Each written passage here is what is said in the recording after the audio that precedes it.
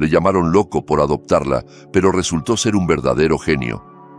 Cuando el mundo se desmorona, no con estrépito ni tragedia, sino con frialdad y deliberación, un hombre queda solo frente al silencio. Jaime Roldán había sido un magnate, un referente, el creador de un imperio financiero. Pero un día despertó, no en un ático acristalado, sino en un modesto piso alquilado, con un solo euro en el bolsillo, y sin respuesta a la pregunta más urgente: ¿qué merece la pena ahora para seguir viviendo? Su nombre era Jaime Roldán, y hasta hacía un año ese nombre despertaba respeto, envidia, temor y admiración. Su empresa, Roldán Capital, gestionaba activos por cifras tan descomunales que la mayoría ni siquiera sabía leer tantos ceros de un vistazo. Pero todo eso ahora era polvo.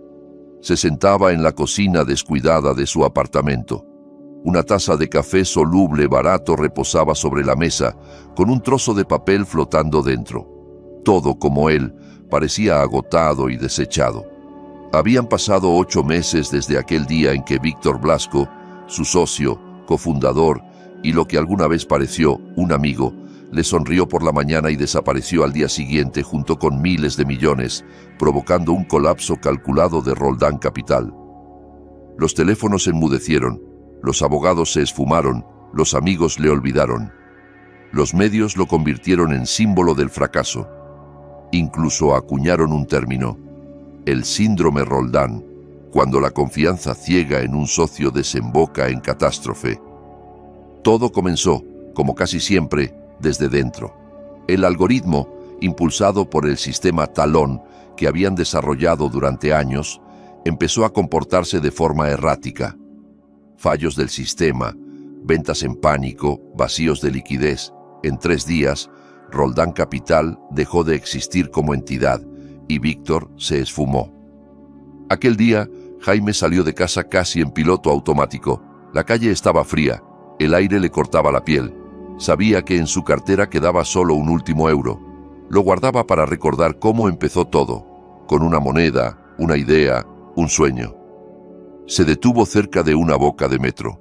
Una niña, de unos 8 años, estaba sentada cerca. Frente a ella, un cartón con una docena de grullas de papel. Una caja con un cartel escrito a mano decía: origami. Una grulla, 1 euro, para ayudar a mi abuela a curarse. Iba a pasar de largo, pero sus ojos, oscuros, serenos, sin rastro de autocompasión, lo detuvieron. No eran ojos de niña, eran de alguien que había visto demasiado. ¿Cuánto por todas?, preguntó. Ella parpadeó y se encogió de hombros. Si te llevas todas pueden ser 8, pero a la abuela no le gusta que baje el precio. Jaime sacó su último euro. Solo tengo 1, pero tal vez pueda comprar una grulla y la comida. Ella dudó un momento pensando. Luego asintió. Fueron a un bar modesto. La niña no pidió la carta. Ya sabía lo que quería: trigo sarraceno y una hamburguesa de pollo. Mientras ella comía, Jaime miraba por la ventana, sus pensamientos a la deriva, hasta que notó que ella dibujaba algo en una servilleta, sin parar. Cuando se inclinó para mirar, se quedó helado. En la servilleta había integrales, gráficos, secuencias numéricas, ecuaciones complejas, escritas con la precisión de un matemático. ¿Cómo te llamas?, preguntó. Sofía, respondió. ¿Te gustan las mates? Me llegan en sueños, dijo sin levantar la vista. Cuando la abuela está en el hospital, cuento cosas. Los números ponen orden. Significa que aún se puede arreglar. No supo qué decir. Su mente, una vez lo bastante aguda como para analizar flujos financieros globales en tiempo real, ahora solo podía aferrarse a un pensamiento. Esto no era solo una niña. Era algo raro. Un milagro. Una semana después, Sofía ya vivía con él. Jaime reunió las fuerzas que le quedaban. Contactó con una vieja conocida, María, una trabajadora social, y le contó todo. Presentó los papeles y fue directo. No quería cuidarla temporalmente. Quería que se quedara con él para siempre. María lo miró con escepticismo. Su reputación estaba por los suelos. No tenía ingresos ni patrimonio. El juzgado apenas accedió a escuchar el caso, pero luego los vieron juntos. Cómo Sofía le tomaba la mano, cómo permanecía a su lado sin pedir nada a cambio, y el tribunal concedió una custodia temporal. Sofía empezó en un colegio público. En su primera semana corrigió a la profesora de matemáticas. En la segunda ganó el torneo municipal de cálculo mental. En la cuarta dirigía un grupo de estudiantes mayores, pero por las tardes, cuando terminaba los deberes, se sentaba frente al portátil y jugaba con cifras, datos del mercado, gráficas, algoritmos. Para ella era un idioma, su lengua materna. Una noche, cerca de las 3 de la madrugada, Jaime la encontró sentada a la mesa, con el ceño fruncido.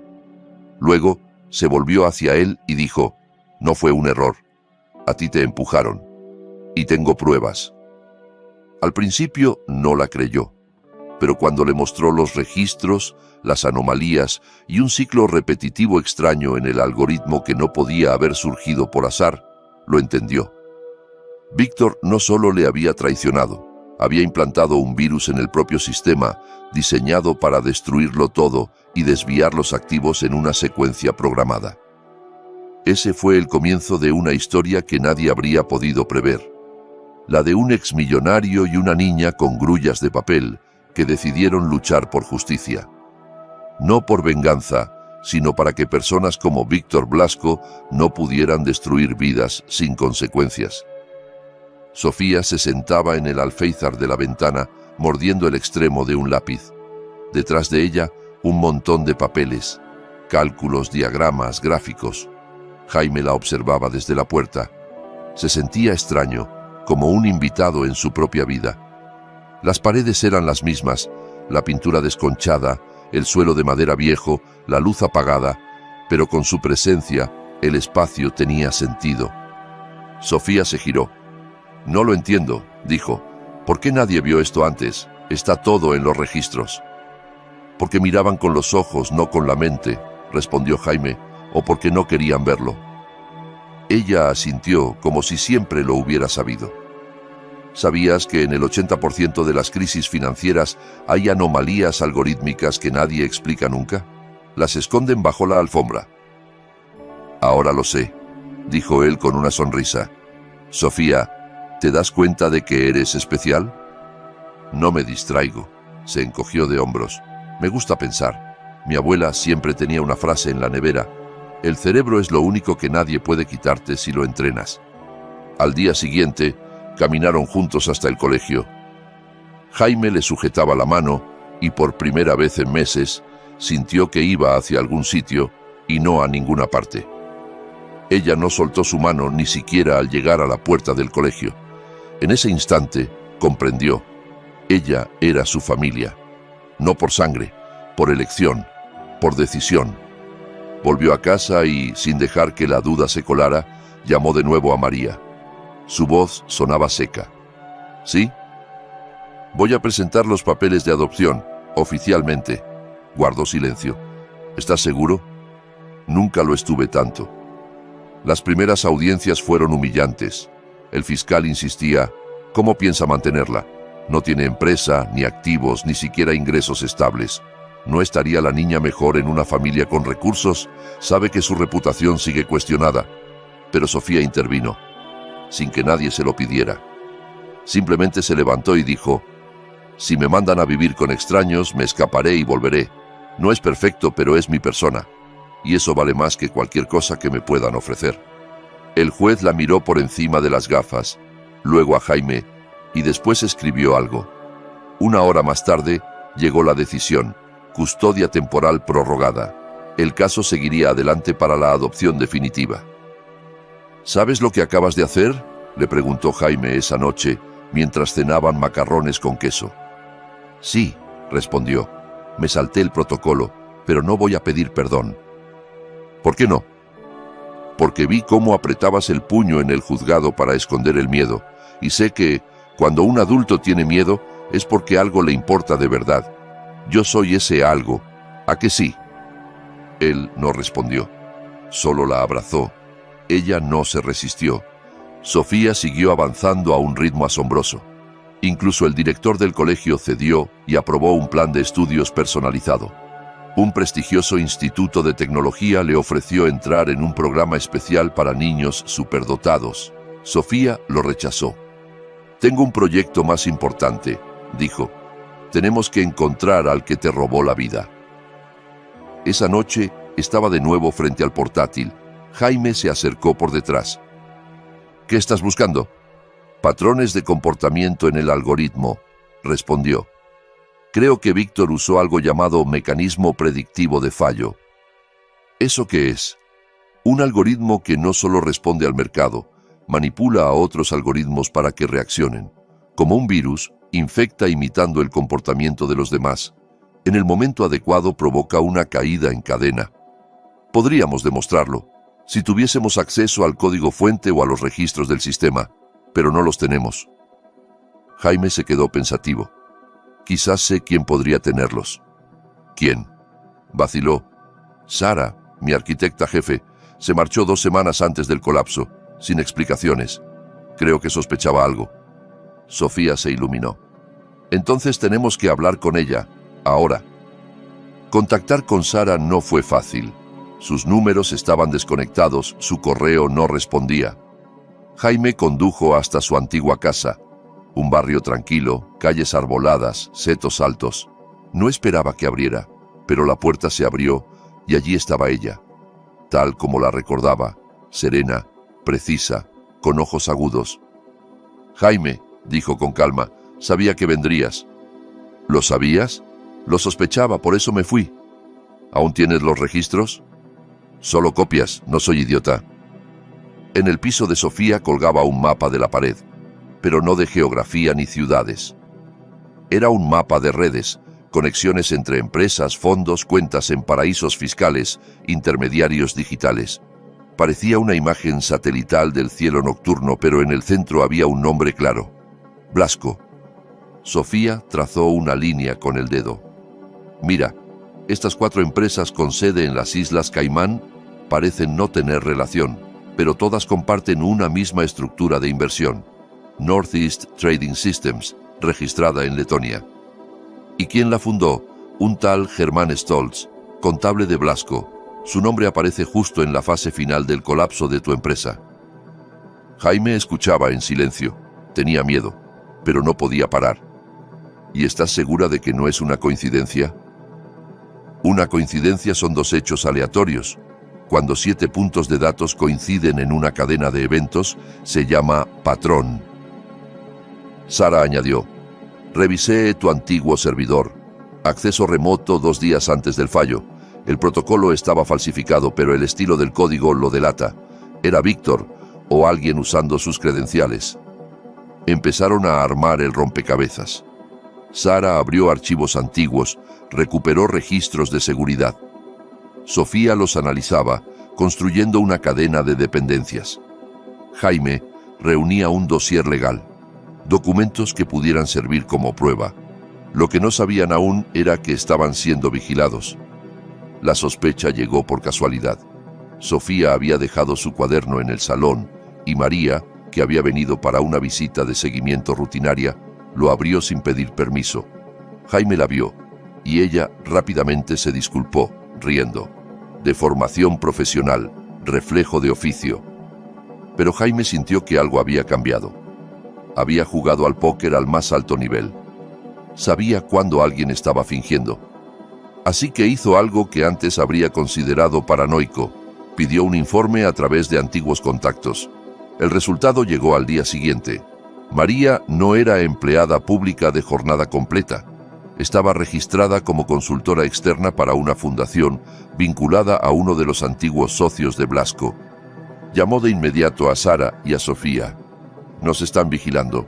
Todo lo que decimos, todo lo que hacemos. Probablemente ha tenido acceso a todo lo que entregamos al juzgado y a los servicios sociales». Sofía asintió. «Entonces activamos el plan de respaldo». «¿Qué plan?», sonrió. «Un sistema de cifrado. Ya escribí el protocolo. Todos los datos se respaldarán automáticamente en la nube, camuflados como archivos educativos, para que nadie sospeche. Incluso si nos confiscan los equipos, la información seguirá moviéndose». ¿Y a dónde irá? A una docena de servidores anónimos. Uno de ellos es mi cuenta personal en un foro de investigación. Si algo pasa, lo publico todo como código abierto. Sara la miró con admiración profunda. Tú no perteneces a un colegio, niña. Necesitas tu propia agencia, dijo. Primero, justicia, respondió Sofía con calma. Al día siguiente María volvió, sonriendo como siempre, ofreciéndole una tableta de chocolate a Sofía. ¿Cómo estás, cielo? Sofía la aceptó y respondió con tranquilidad. Gracias, pero la próxima vez tráeme una mandarina. El chocolate estropea los dientes. Era una frase preestablecida, una señal. Tan pronto como María se marchó, comenzaron a hacer las maletas. El plan de evacuación era sencillo.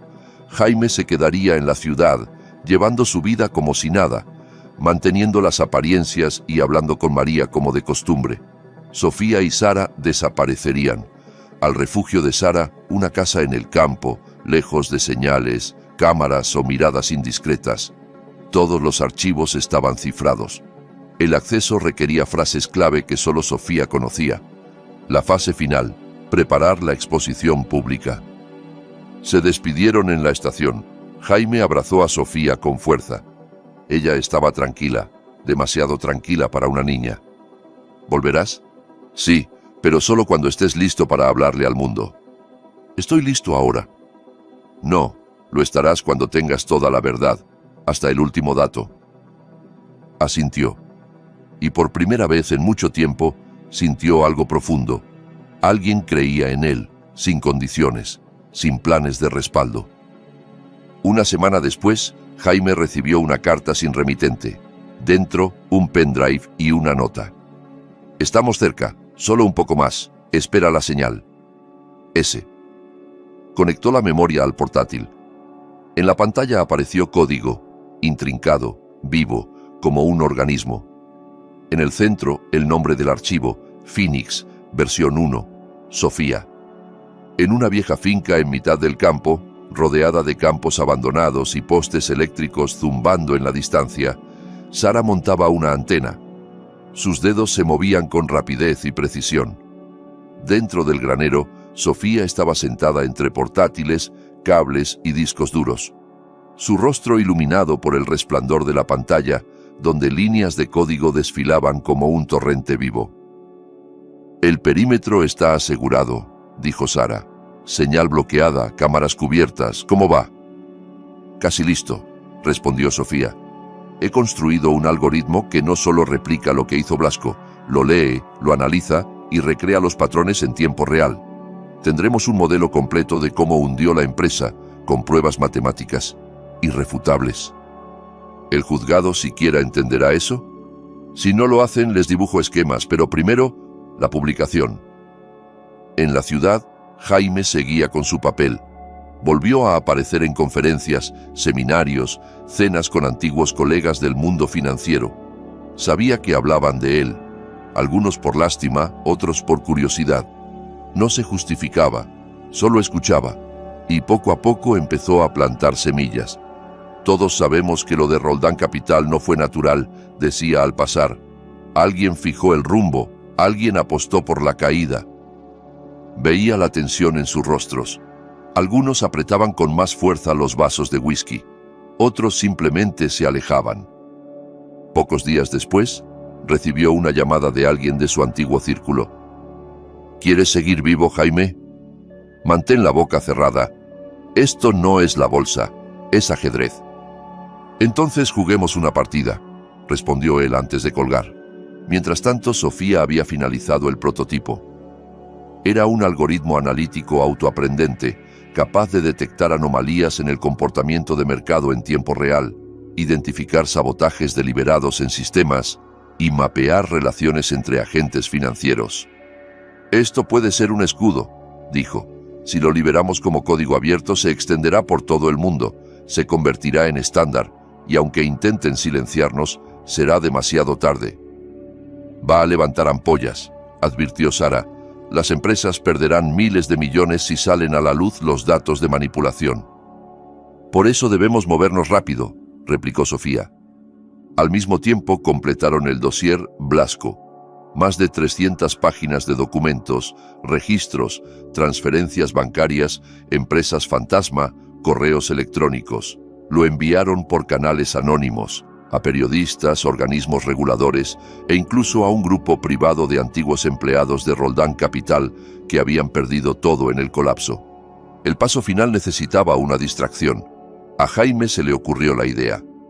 Dejémosles creer que lo he descubierto todo y quiero negociar.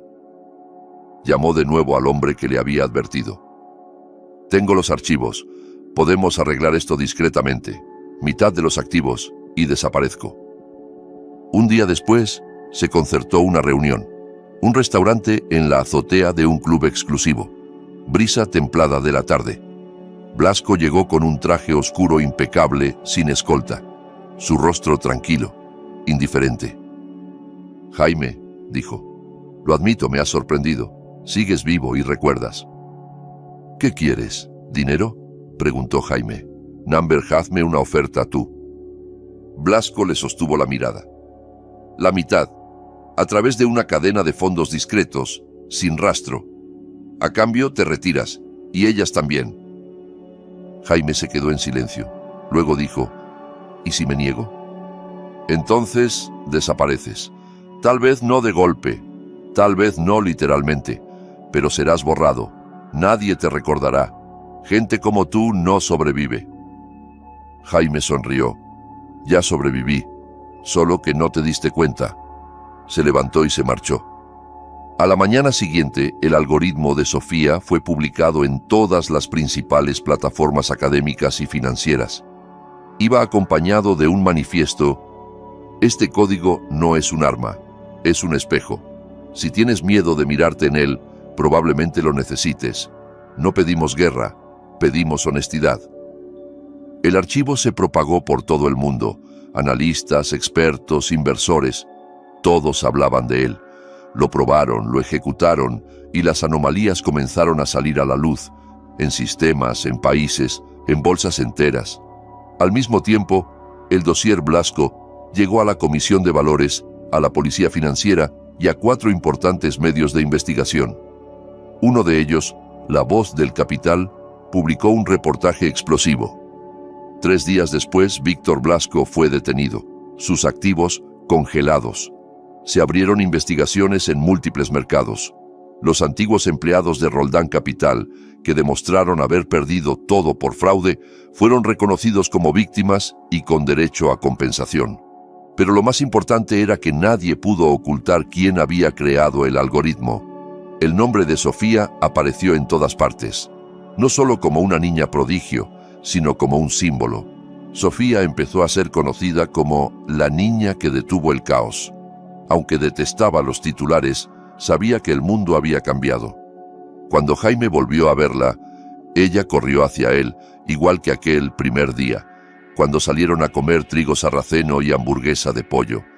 Lo conseguimos, dijo. Empezamos, respondió él. Lo importante es no parar. 2 semanas después del arresto de Blasco, los medios seguían en ebullición, no solo por la caída del magnate, sino por la publicación de un algoritmo revolucionario desarrollado por una niña de 11 años que había superado a equipos enteros de analistas. La reputación de Jaime Roldán empezó a reconstruirse, no como poderoso empresario, sino como un hombre que se negó a rendirse. Rechazó todas las entrevistas, Sofía también. Solo accedieron a dar una charla sencilla en un club científico ante jóvenes estudiantes y futuros analistas. Esa noche, Sofía subió al escenario frente a un centenar de ojos atentos. No sé hablar bonito, comenzó, pero quiero ser sincera. Tuve suerte. Conocí a alguien que no vio a una niña, vio fuerza, y quiero que haya más historias así. Levantó la vista. Por eso Jaime y yo estamos creando una fundación, para apoyar a niños que vienen de sitios difíciles pero nunca se rindieron. Buscaremos a quienes pueden cambiar el mundo, si alguien les da la oportunidad. La llamaron simplemente Fundación Fénix. La sala entera se puso en pie. Mientras tanto, las autoridades abrieron investigaciones más amplias. Se descubrió que Blasco y sus socios Llevaban décadas implantando algoritmos defectuosos, no solo para hundir competidores, sino para provocar pánico en los mercados globales. Su arresto desencadenó reformas en el mundo del trading algorítmico. La Comisión de Valores hizo un anuncio formal. El algoritmo de Sofía fue recomendado como herramienta obligatoria de evaluación de riesgo para todas las grandes plataformas de negociación. Pero para Jaime, un momento valía más que todo lo anterior. Recibió una carta oficial del juzgado.